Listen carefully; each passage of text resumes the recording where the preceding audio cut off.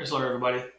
Uh, this devotional, we're going to continue off of what we did last week and have a more academic approach. Last week we talked about etymology, how we can use it to enhance our study of Scripture. Today, we're going to talk about historicity and how we can use it to help enhance our study of Scripture as well. So the agenda for this devotional is that we're going to define what historicity is. We're going to talk about how to practice historical study. We're going to have a little demo, and then we're going to finish with an application. So we have a lot to talk about, so let's go ahead and get started. Historicity defined. It's actually a very easy definition.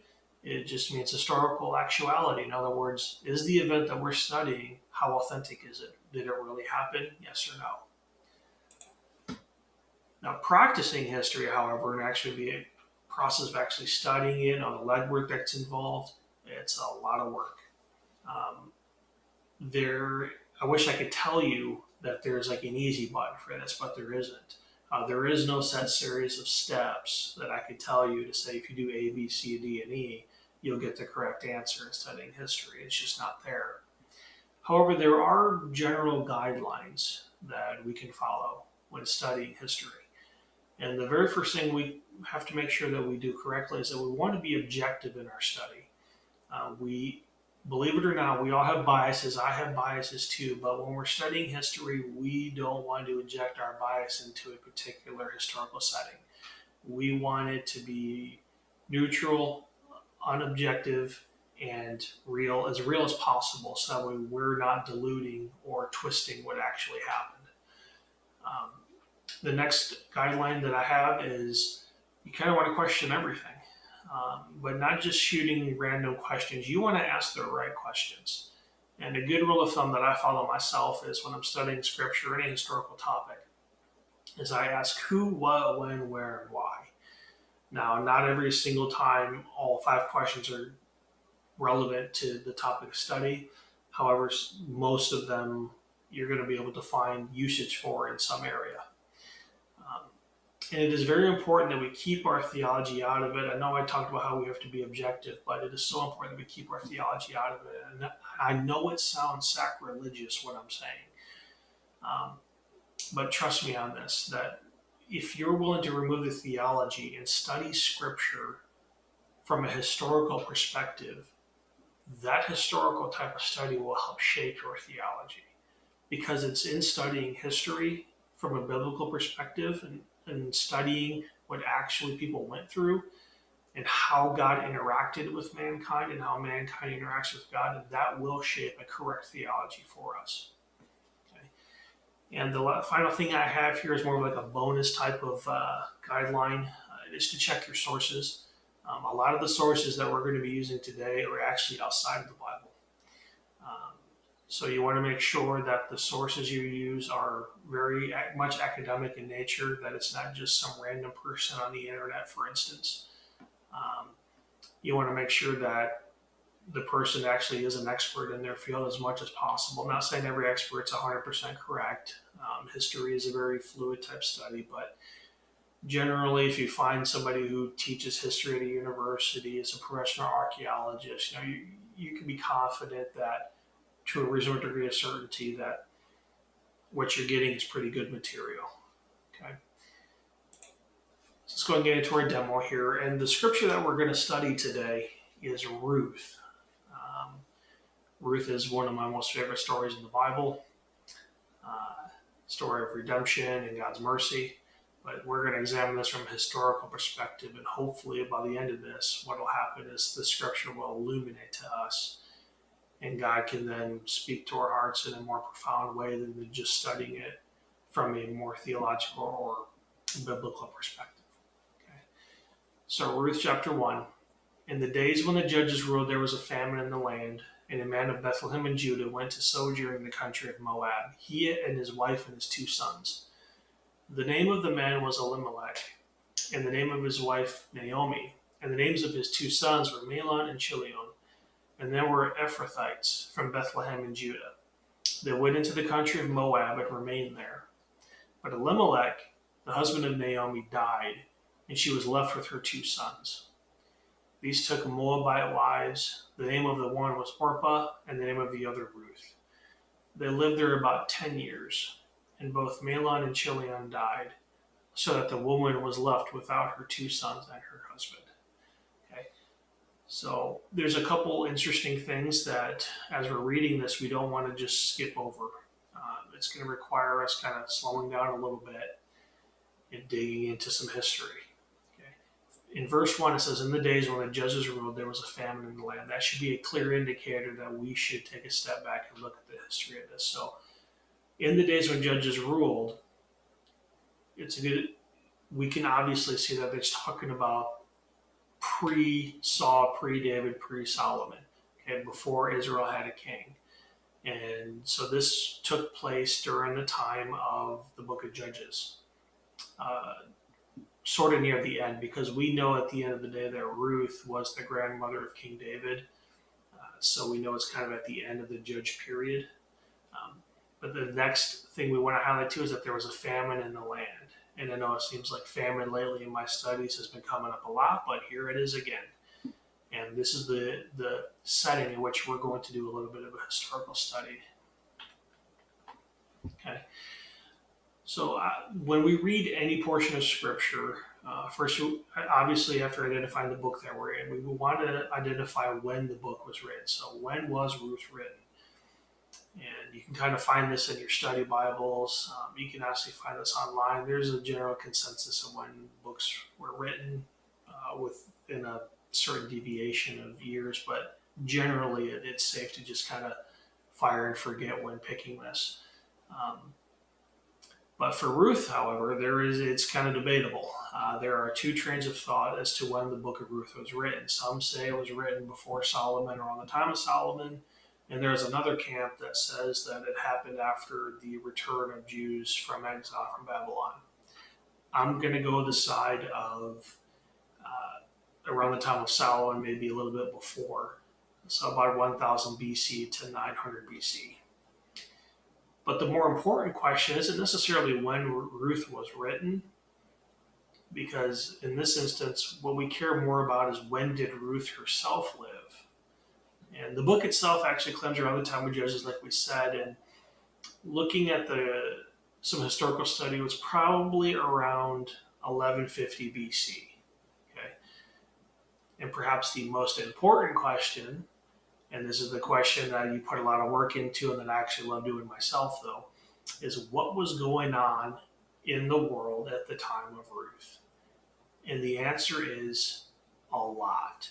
There was a lot going on at the time of Ruth. So much was going on that we cannot cover it in this devotional, but I'm sure if you go study for yourself, you have your mind blown. Okay. So like I said, there's a lot of study going on in this time period, but it was also a time, and historians kind of crafted this time as when civilization sort of collapsed in the Bronze Age, okay, around 1177 BC. And there's a prominent historian and archaeologist, Eric Klein, and we're going to actually discuss his thoughts and his research into this time period. He is an author, historian, archaeologist, professor of ancient history and archaeology at the George Washington University in Washington, D.C. He put together a lot of research on this, and he actually wrote a book detailing his research, and it's called 1177 BC, the year civilization collapsed. Now, this research is interesting for us because this is kind of around the time period in which Ruth and the judges and all that were around. So it might be interesting for us to go ahead and study what was going on in the world at this time. And for this particular book here, 1177 BC, Eric Klein, he actually gave some talks, went around the country and went to different universities and such. And you can actually find some of his talks on this on YouTube or others, the internet. If you just do a simple search for Eric Klein, 1177 BC, you'll find plenty of demos of him talking about his research. But I wanted to take an excerpt from a commentary that he had provided, actually to the Weather Channel, of all places. This is after he had wrote his book, and I think it's a good summation of what was going on at the time of Ruth for us. Okay? So again, this whole slide here is from Eric Klein. This is not my words, these are his words. Okay. So first and foremost, Egypt and all the other major powers of the day in that region abruptly met their end at approximately this time. This is the so-called catastrophe that ended the late Bronze Age 3,200 years ago. This occurred just after 1200 BC and ended several centuries of wildly successful commercial, political, and diplomatic interactions between the Mycenaeans, the Minoans, the Hittites, the Trojans, the Egyptians, the Assyrians, the Babylonians, Cypriots, and Canaanites, who had been flourishing in what is now Greece, Turkey, Egypt, and the Middle East. Second, other ancient texts dating to approximately the same time at Ugarit record another misfortune, famine. One king wrote, "Here with me plenty has become famine." Another letter sent from an inland city to a merchant at Ugarit reads, "This is famine in your house. We will all die of hunger. If you do not quickly arrive here, we ourselves will die of hunger. You will not see a living soul from your land." Northern Syria was not alone. The Hittites up in Anatolia, or modern-day Turkey, also reported grain shortages and famine at this time as well. One Hittite queen wrote to Pharaoh Ramses II, "I have no grain in my lands." Another Hittite ruler asked plaintively, "Do you not know that there was a famine in the midst of my lands?" Another declared, "It was a matter of life and death." And he continues on here. Egypt tried to come to their aid, sending ships filled with grain. "I caused grain to be taken in ships to keep alive this land of Hadi," reported Pharaoh Merneptah. However, it was too little and too late. So what we're finding here is that this famine that was kind of talked about in Ruth was a very much a global type famine. And I kind of did bring it up here on the slide, but historians are debating on whether or not this was about 150 to maybe a 300-year consistent type famine where it absolutely was debilitating to the world. And it caused people to migrate. It caused people to leave where they were at and try to find better areas to live and an area to survive. And that is exactly what we find in Ruth with Elimelech and Naomi, uprooting their family and going into Moab, trying to survive this famine. Okay. So let's go ahead and get to the application part. As we already talked about, Elimelech and his family, they just tried to survive a very turbulent time. It was a very hard time. There was a lot of death. Egypt did its best trying to help other nations. Global trade had collapsed, economies collapsed, cities, that were taken and burned because people trying to survive this famine would take their armies and stuff and they would move into other areas, try to take it over to survive, and they would conquer one another. It was a very turbulent time. But in this turbulent time, you don't want to be too hard on them. We sympathize with Elimelech and everything that they went through. But in the hard time, they made a mistake. Okay. They tried to look for provisions elsewhere instead of staying in the land that God had given to them and trusting that God was going to provide for them. And at the end of the day, it costed Elimelech and Naomi's two sons their lives. They died in Moab. And all Naomi was left with at the end of this, after being a decade in Moab, away from her homeland, with the world being ravaged by famine, all she was left with was Ruth and Orpah. And somewhere along the lines, word had gotten to Naomi as they were in Moab that God was providing bread for his people in Israel. So she purposed in her heart to get up and she was going to go back home. She's like, "There's bread in Israel. I'm going to go back. I'm going to survive this thing." But she had a problem. She allowed her sons to marry these two Moabite women. And those three counted on each other to survive. So Naomi's getting up, going back to Israel. And it's not going to be such a welcoming scenario for her to go back with Moabite women, knowing that they were forbidden from being able to marry outside of Israel. Now Orpah goes back. Naomi tries to dissuade him. Orpah goes back. But Ruth says, "No, I'm going to continue on. Your God's going to be my God. I'm going to go where you go." So Naomi goes back and she's shamefaced and all that, and she feels defeated, but she's just trying to survive. And I guess the point I wanted to make here to kind of speed things along is that the conditions of life sometimes make us make bad decisions. I mean, we're human, it happens. And sometimes the result of those decisions, there's baggage, there's fruit that's produced from that, there are mistakes and things that we have to carry in our lives because of that.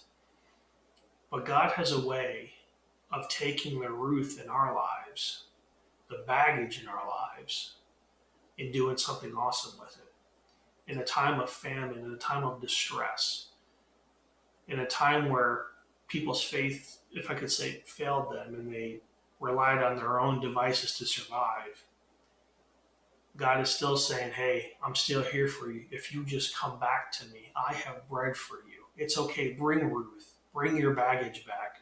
Watch what I can do through this. Watch how I can take the baggage and the mistakes and the failings of life and the frailty of human life, and watch how I can take these problems and use them as raw materials to do the miraculous. And we know that Ruth marries Boaz, and Ruth and Boaz have a child named Jesse, and Jesse has a child named David. David would eventually become king of Israel, and Jesus Christ himself would come through the lineage of David.